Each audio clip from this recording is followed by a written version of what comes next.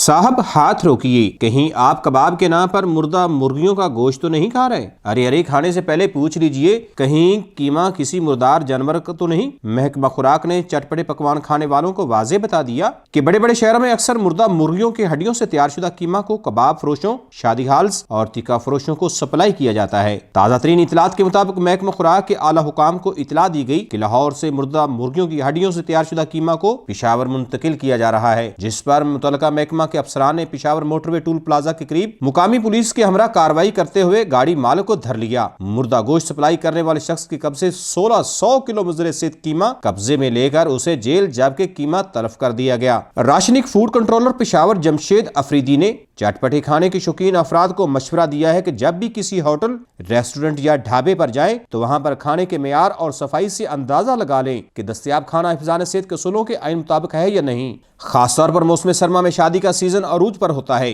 कई शादी हाल्स मालकान रातों रात अमीर बनने के चक्कर में दुल्हा और दुल्हन के अजीजो अकारब को मुर्दार गोश्त खिला देते हैं। रियासत की बुनियादी जिम्मेदारी है कि वो शहरियों को साफ सुथरी गजा की फराहमी यकीनी बनाने में अपना कलीदी किरदार अदा करे। खुराक में मिलावट करने वाले किसी भी किस्म की रियायत के मुस्तहिक नहीं। ऐसे अनासर को कानून के कटहरे में लाकर सख्त से सख्त सजाएं दी जाएं ताकि गैर मयारी खुराक की वजह से तेजी से फैलती बीमारियों को रोका जा सके।